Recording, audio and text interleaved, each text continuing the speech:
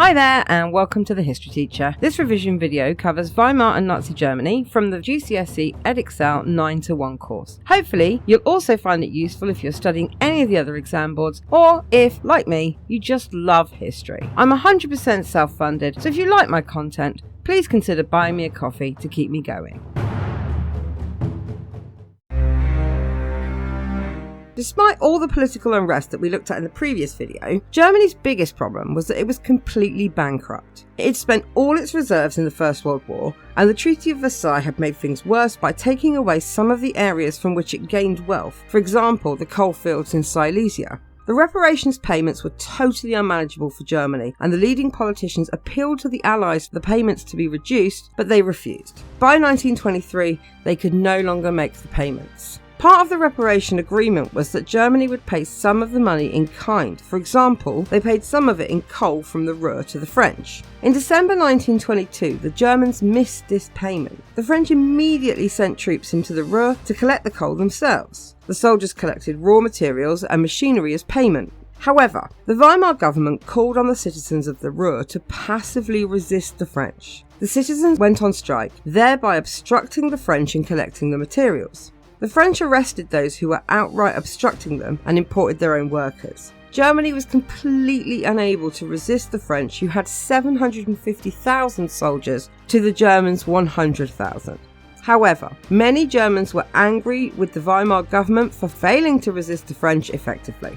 The occupation of the Ruhr by the French further worsened Germany's financial problems because the Ruhr contained many of its coal, iron and steelworks, along with a high proportion of its factories.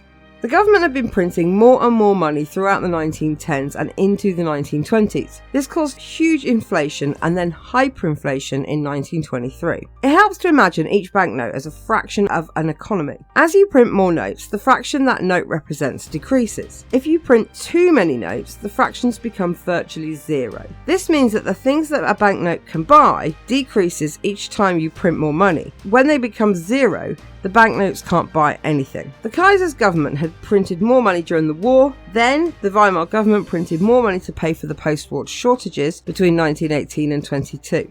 And finally, when the French invaded the Ruhr in January 1923, the government printed even more money to pay the strikers and to make up for the lost income from the Ruhr. This was the final straw, and the German mark became completely worthless. The price of goods increased rapidly, even day by day. A loaf of bread, for example, had cost 1 mark in 1919. By 1922 it cost 100 marks, and by the end of 1923 a loaf of bread cost 200,000 billion marks. To give you an idea of how rapidly prices increased, one source at the time described going into a coffee shop. One fine day I dropped into a cafe to have a coffee. As I went in, I noticed the price was 5,000 marks, just about what I had in my pocket. I sat down, read my paper and drank my coffee, and spent altogether about an hour in the cafe. And then I asked for the bill.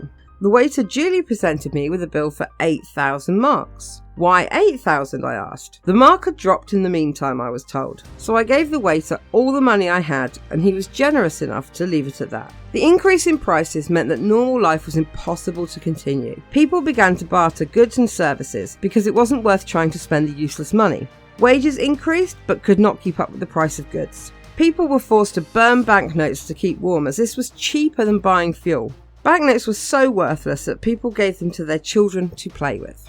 There were winners and losers, however. Anyone who had debt, such as loans or mortgages, were able to pay these off easily, and those who created raw materials or products such as farmers were paid very well for their products. Fixed rents for shops and businesses became very cheap. However, many more people lost than won. Anyone on a fixed income found themselves destitute. This included people on pensions. Savings became completely worthless, and this hit the middle classes hard. Some businesses went bankrupt and were bought out by those who had not gone bankrupt for tiny amounts. Probably most damaging of all was the foreign suppliers began to refuse to be paid in marks, meaning that essentials were not imported into the country, leading to severe shortages. The hyperinflation caused real damage to the Weimar government. Firstly, it showed the Weimar government to be weak. First, they had to resort to using the Free Corps to put down the Spartacist uprising, and then to use workers' strikes to put down the Cat Putsch, and now they could not manage the economy. Secondly, Hyperinflation had caused real damage to nearly everybody, especially the middle classes who had lost their life savings. These were the people on whom the Weimar government should be able to rely on for support.